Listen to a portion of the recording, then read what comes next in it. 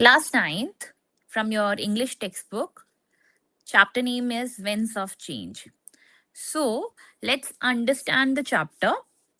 ये जो चैप्टर है आपके ट्रेडिशनल इंडियन हैंड फैन के बारे में है जिसको हम पंखा बोलते हैं okay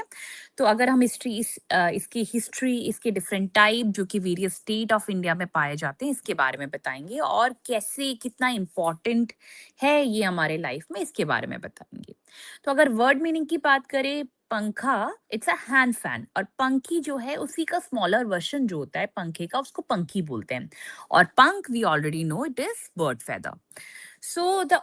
let's talk about origin of the word जो पंखा है वो हिंदी वर्ड पंख से बना है जिसका मतलब है बर्ड फेदर जो पंखी है पंखा का ही स्मॉलर वर्जन है और हिस्ट्री की अगर बात करें तो एविडेंस जो है बुद्धिस्ट वॉल जो कि अजंता केव्स में है उसमें पाए गए हैं और अगर ट्रेडिशनल यूज की अगर बात करें तो टेम्पल्स में इसको यूज किया जाता था और किंग्स एंड क्वींस को फैन करने के लिए ये जो है यूज किया जाता था और अगर हम ध्यान दें तो ये अलग अलग साइज के होते हैं कुछ स्मॉल कुछ 2 इंचेस के कुछ बिग वंस मतलब बिग वंस जो है इतना हैंडल करना इतना मुश्किल होता था क्योंकि उसमें काफी स्ट्रेंथ लगता था राइट क्योंकि उसको स्विंग करना होता है और अगर मटेरियल्स की बात करें जो मटेरियल्स यूज्ड हैं इसमें बैम्बू होता है palm leaves grass silk brass leather cotton beads wool thread etcetera अगर मॉडर्न डे यूज की बात करें तो वी ऑलरेडी नो कि जैसे ही हमारे पास इलेक्ट्रिक फैंस और एयर कंडीशंस की जो इन्वेंशन हुई है तो इसलिए जो हैंड फैन का जो यूसेज है अभी काफी लिमिटेड है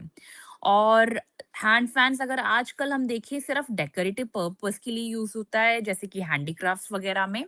और एक चीज है कि इसको विंड्स ऑफ चेंज क्यों बोला गया विंड्स हमें पता है कि कूल ब्रीज जो हैंड फैन से क्रिएट होता है वो होता है और चेंज चेंज अगर कुछ भी कंफर्ट या फिर डेकोरेटिव चीज हो एक कल्चरल सिंबल हो इसीलिए इस चैप्टर का नाम जो है विंड्स ऑफ चेंज रखा गया है और अगर हम थीम की बात करें जो चैप्टर है हमारे rich cultural heritage regional diversity traditional craftsmanship और चेंजिंग टाइम्स के बारे में ये कैसे कैसे पंखे जो हैं डिफरेंट फॉर्म्स में चेंज हुए इसके बारे में बताता है राइट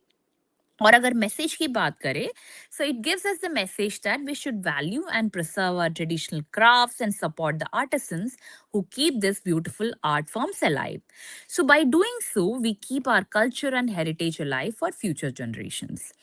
और अगर vocabulary की बात करें तो I've given you 10 vocabularies 10 new words which you can refer and also tell me, you have to think and answer what is the meaning of the word pankha, which I already told you. Where do we find the earliest reference to hand fans? Question number 2. Question number 3 is what were the traditional uses of hand fans? Question number 4 is why is the use of hand fans limited today? Question number 5, what is the central idea of the chapter?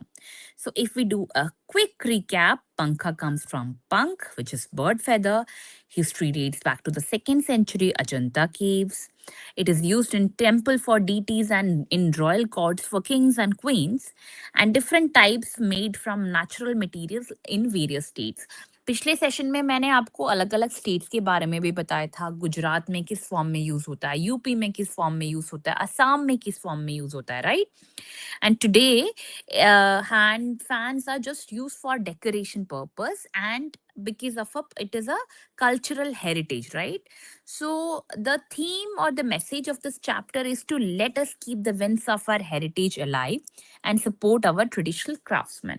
So that's our Winds of Change chapter at a glance. I hope you understood the chapter really well. Take care and have a great day.